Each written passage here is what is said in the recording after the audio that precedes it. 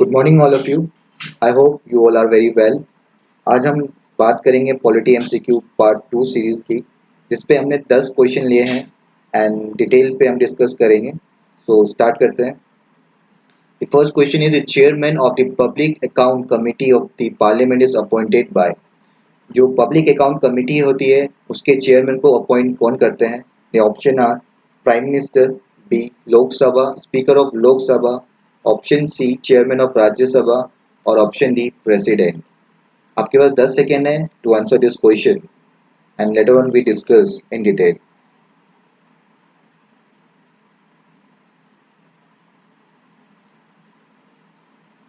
तो बात करते हैं हम पीएसी की, पब्लिक अकाउंट कमिटी की।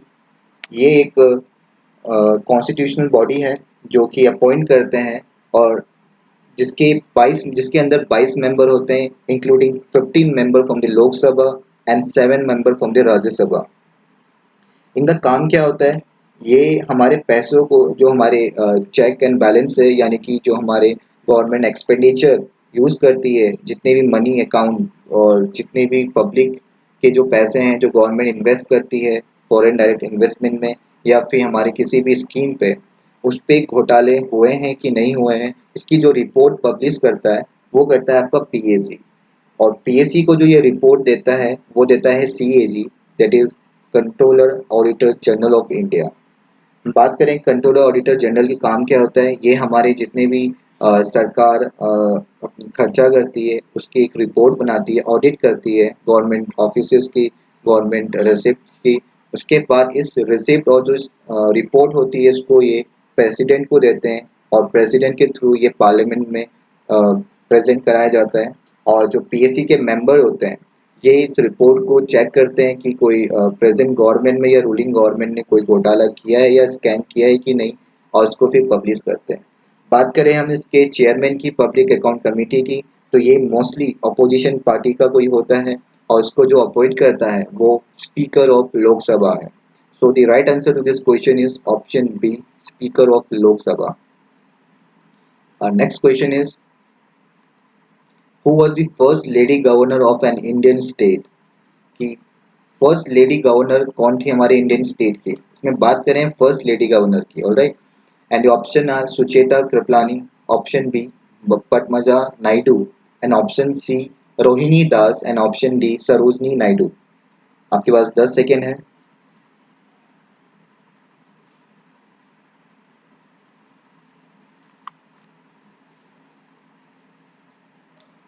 सो the right answer to this question is option D, Sarojini Naidu. बात करें सरोजनी नायडू की, तो ये फर्स्ट यूपी गवर्नर भी थे और ये नाइट एंगल ऑफ इंडिया भी कहते हैं इसे। और ये first Indian lady to be president of INC. बात करें हम फर्स्ट इंडियन लेडी जो प्रेसिडेंट थी आपकी आईएनसी की, वो सरोजनी नायडू थी। और अगर हम बात करें first lady to be president of INC, तो वो थी एनी बेसेंट। फर्स्ट लेडी की बात करेंगे तो वो एनी बेसेंट थी और फर्स्ट इंडियन लेडी की बात करें तो वो सरोजनी नायडू थी। सो इसमें कंफ्यूज ना मत होइएगा। और प्लीज़ रिक्वेस्ट है मेरी कि आप सभी have notebook with your self और राइट डाउन जो भी हम डिस्कशन करते हैं यहाँ पे, जितने भी आर्टिकल या अमेंडमेंट की बात कर रहे हैं, काफ़ी इंपॉर्टेंट रहते हैं ये और हाल ही में काफ़ी एग्जाम में पूछे भी गए हैं। सो प्लीज़ कॉपी लेके बैठिएगा। Next question is Which among the following is true for the Supreme Court of India? कि इनमें से कौन सा सुप्रीम कोर्ट ऑफ इंडिया के लिए सही है? That is a federal court, D court of appeal, C guardian of the constitution and D all of this. And you guys have 10 seconds to answer this question.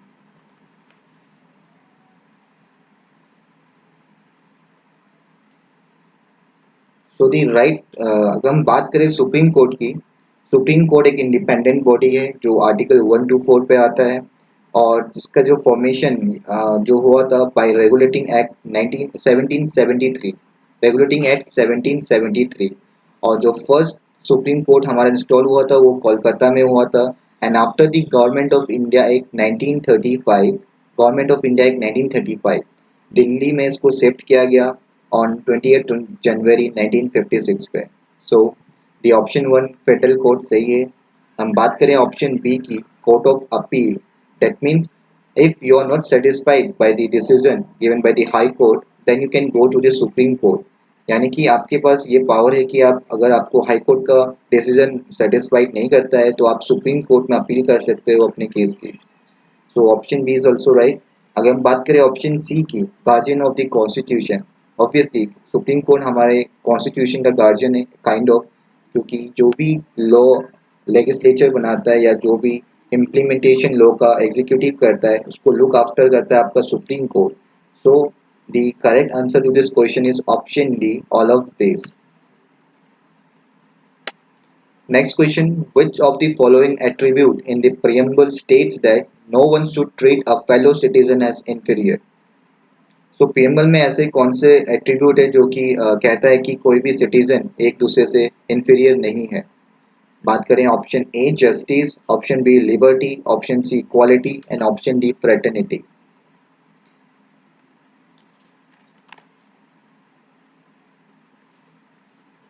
बात करें अगर हम preamble की, तो जो प्रियम्बल है ये एक इंट्रोडक्टरी पार्ट है जो कि हमने बोरोड किया है from the USA and which describe four ideals, that is justice, liberty, equality and fraternity. बात करें हम जस्टिस की, कि यहाँ पे that no citizen should be you know कि सारे सिटीजन है सबको जस्टिस मिलेगा, कोई भी डिस्क्रिमिनेट नहीं किया जाएगा जिस किसी को भी. बात करेगा हम जस्टिस की, लिबर्टी की कि यहाँ फ्रीडम सबको है, हर एक सिटीजन को फ्रीडम टू स्पीच है, फ्रीडम टू एक्सप्रेस है.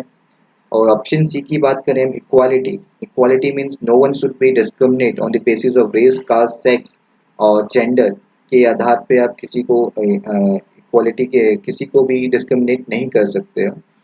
और ऑप्शन डी है फ्रेटर्निटी, जिसका मतलब होता है unity, that is to make brotherhood और to have maintain dignity to each other. So उसका राइट आंसर है option D, fraternity. Next question, CAG does not audit the receipt and expenditure of. CAG जो है controller auditor general of India, वो किसके expenditure या receipt को audit नहीं करता है? ऑप्शन है central government, option B local bodies, option C state government and option D government companies. And you guys have 10 second to answer this question.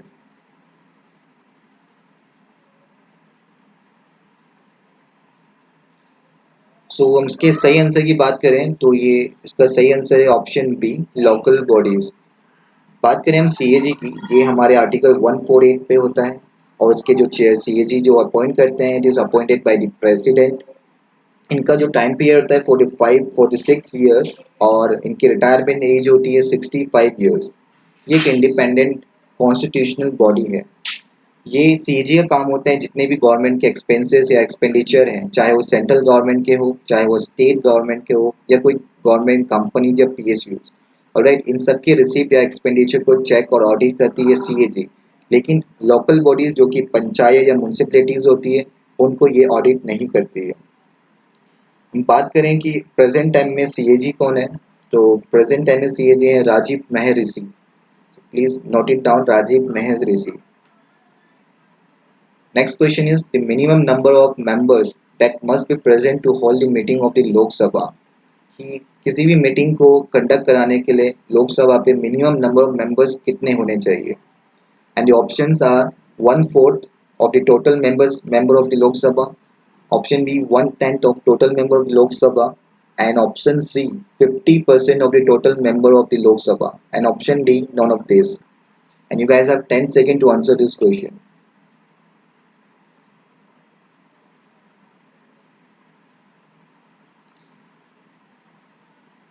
So the right answer to this question is option B, that is 1/10 of the total member of the Lok Sabha. Basically इसको हम quorum कहते हैं. quorum यानी कि एक minimum number of member होना जरूरी होता है किसी भी मीटिंग को कंडक्ट कराने के लिए लोकसभा, और वो जो है 1/10 of the total member of the Lok Sabha. That means if we have 540 seats in our Lok Sabha and then 1/10 is 55. So we need to have 55 members present in the Lok Sabha to hold any kind of a meeting. Alright. और similarly अगर हम बात करें किसी भी party को parliament में opposition party का दर्जा कैसे मिलता है या कितने सीट पे मिलता है, तो वो भी 1/10 of the total membership of the Lok Sabha होता है. यानी कि अगर किसी पार्टी के पास 55 सीट्स हैं तो वो एक स्ट्रॉन्ग अपोजिशन पार्टी का दर्जा मिलता है। जैसे कि right now we have from the decades we have Congress or the BJP as the opposition party. All right. So the right answer to this question is option B, 1/10 of the total member of the Lok Sabha. Question 7. Which of the following is not provided in the institution? इनमें से कौन सा आपके institution या constitution में पहले से provided नहीं था? The options are election commission, option B finance commission, option C public service commission, and option D planning commission. And you have 10 seconds to answer this question.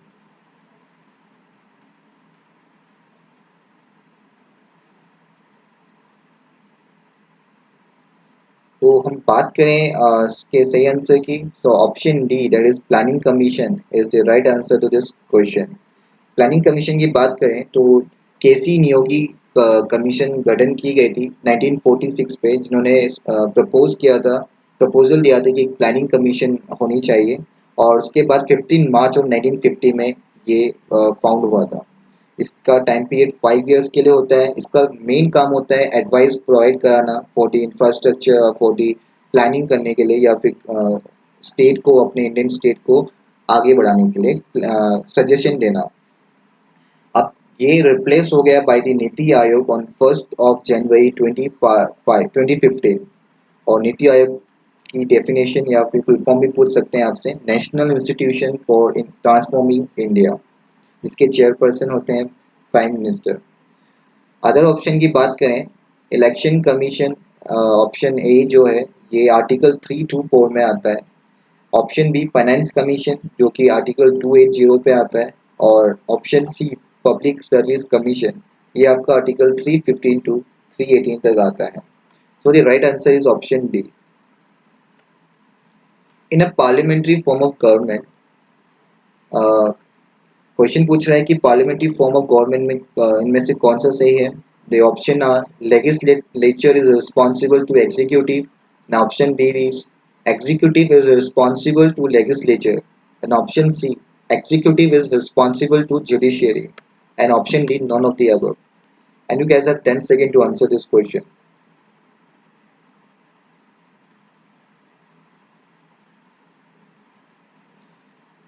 So the right answer to this question is option B, that is executive is responsible to legislature.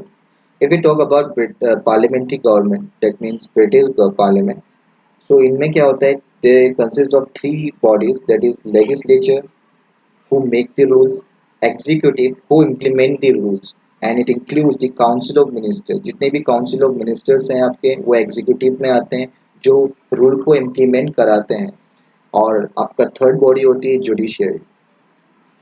सो आप इसको एक example से समझ सकते हो, जैसे कि आपके घर पे by default your father is the head of the house and he set certain rules और regulation for us to be followed, and we are suppose to maintain और implement all those rules in our life. अगर हम किसी भी rule या implement करने में failure होते हैं, then we are answerable to our father, right. In the same way आपके पार्लियामेंट्री फॉर्म ऑफ गवर्नमेंट में एग्जीक्यूटिव जो भी इम्प्लीमेंटेशन करता है, अगर वो फेलियर होता है किसी भी चीज़ में, तो वो रिस्पॉन्सिबल होता है आपके लेजिस्लेचर पे, यानी कि पार्लियामेंट में, जो कि रूल और रेगुलेशन बनाते हैं। So the right answer to this question is option B, executive is responsible to the legislature. Question 9. Who among the following is not a member of National Development Council? इनमें से कौन सा national development council का member नहीं है? Option A prime minister, option B NITI Aayog, option C chief minister of states, and option D president. And you have 10 seconds.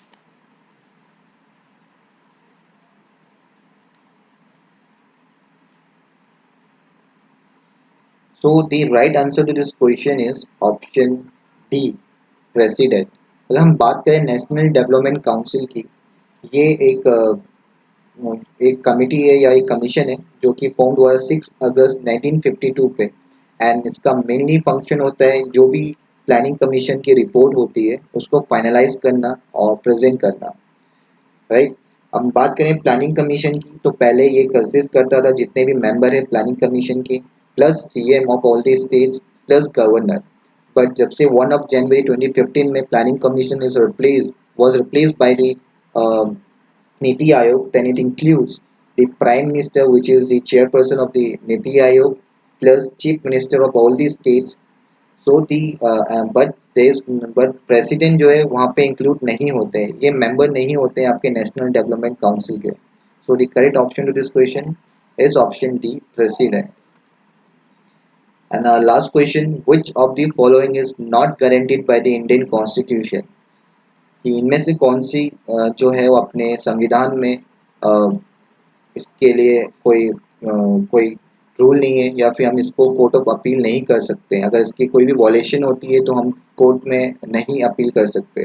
So option R right to equality, option B right to religious freedom, option C right to freedom and option D right to free education for all. And आपके पास 10 second इसके answer देने के लिए।